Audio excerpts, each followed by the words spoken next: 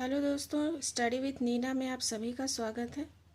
आज की क्लास में कुछ महत्वपूर्ण प्रश्न मैं आप लोगों को बताऊंगी झारखंड में जो धार्मिक आंदोलन हुए उनसे संबंधित, क्योंकि परीक्षा में धार्मिक आंदोलन से प्रश्न पूछे जाते हैं। तो चलिए फिर कुछ महत्वपूर्ण वस्तुनिष्ठ प्रश्नोत्तर समझते हैं, देखते हैं आज की क्लास में।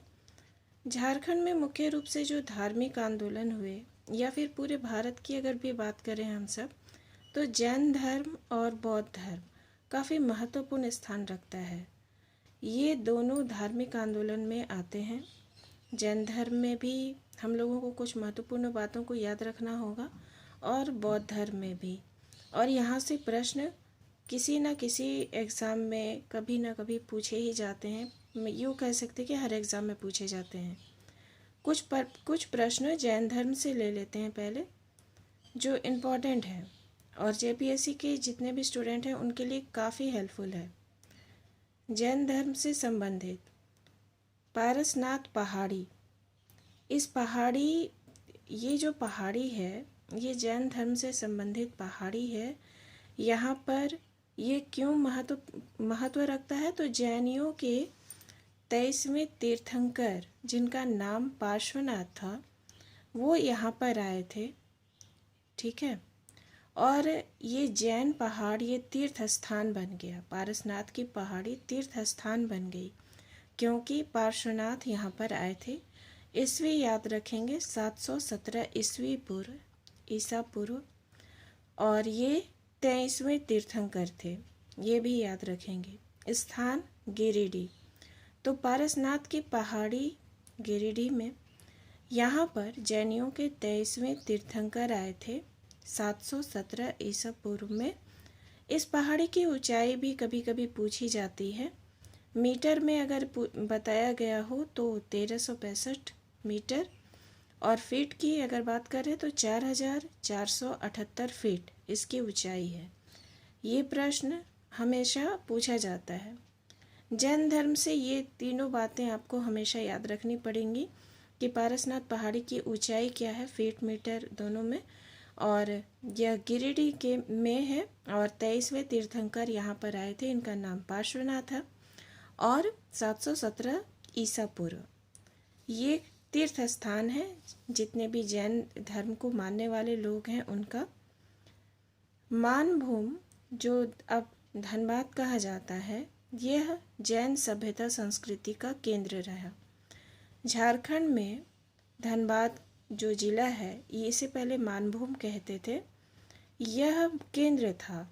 सभ्यता संस्कृति जो जैन धर्म की थी यहाँ पर ही केंद्र था, तो इसे भी याद रखेंगे। अब जैन धर्म से संबंधित कुछ महत्वपूर्ण अवशेष प्राप्त हुए दामोदर व कसाई नदी तो देखिए, दामोदर नदी धनबाद के क्षेत्र में पाई जाती है, उधर से होकर गुजरती है। तो यहाँ पर जैन धर्म से संबंधित काफ़ी अवशेषों की प्राप्ति हुई है। पलामू का हनुमान गांव, यहाँ पर जैन धर्म से संबंधित कुछ पूजा स्थलों के अवशेष मिले हैं या पूजा स्थल मिले हैं। सिंहभूम के बेनुसागर में 7वीं सदी की मूर्ति प्राप्त हुई है जैन धर्म से संबंधित। ये सभी तथ्य हैं, यह ऑब्जेक्टिव के रूप में प्रश्न आता है। और ये जितना भी स्थान है ये सब झारखंड में है।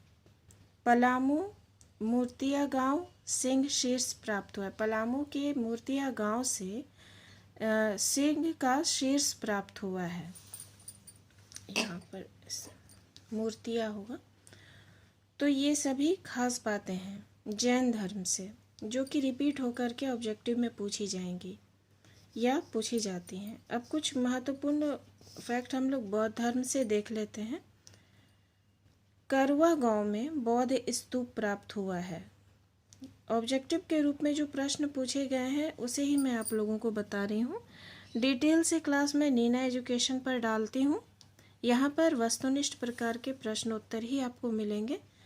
तो करवा गांव में बौद्ध स्तूप प्राप्त हुआ है। सूर्य कुंड जो हजारीबाग में है, वहाँ पर बुद्ध की प्रस्तर मूर्ति प्राप्त हुई है। पत्थर की मूर्ति प्राप्त हुई है हजारीबाग में।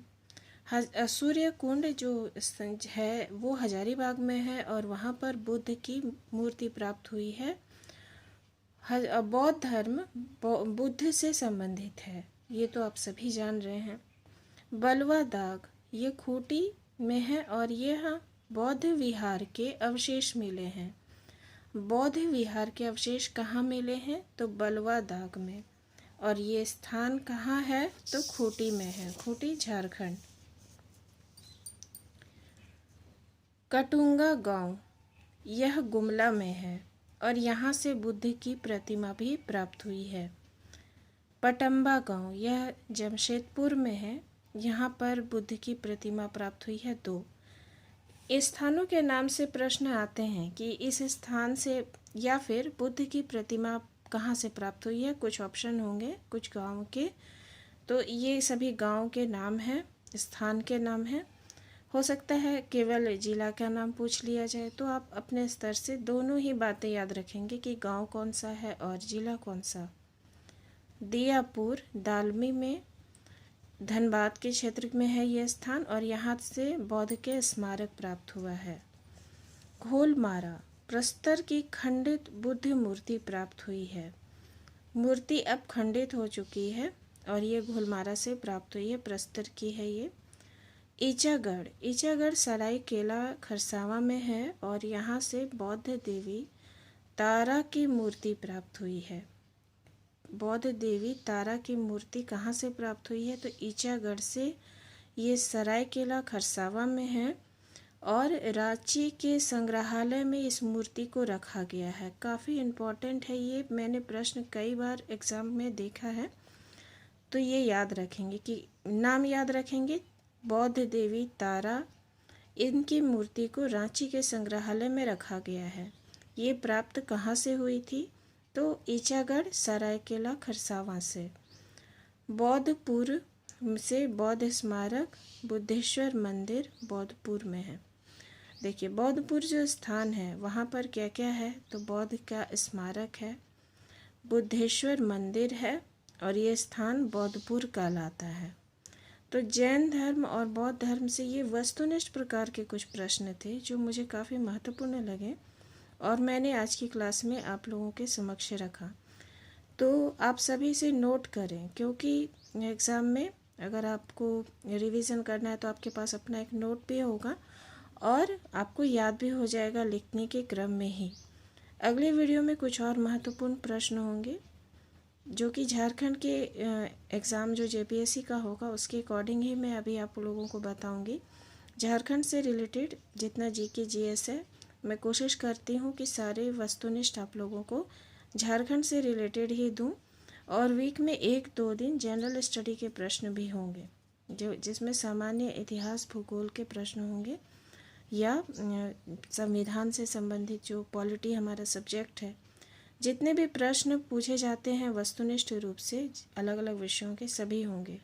क्योंकि जेपीएससी एग्ज़ाम में सेकेंड पेपर में से सिर्फ झारखंड से रिलेटेड ही प्रश्न पूछे जाएंगे, तो मेरा ये पूरा फोकस रहेगा कि झारखंड के ज़्यादा से ज़्यादा प्रश्न उत्तर आप लोगों को कराऊं। नेक्स्ट वीडियो में कुछ और महत्वपूर्ण ऑब्जेक्टिव मैं आप लोगों के लिए लाऊंगी। अपने विचार मुझे अवश्य बताएं। धन्यवाद।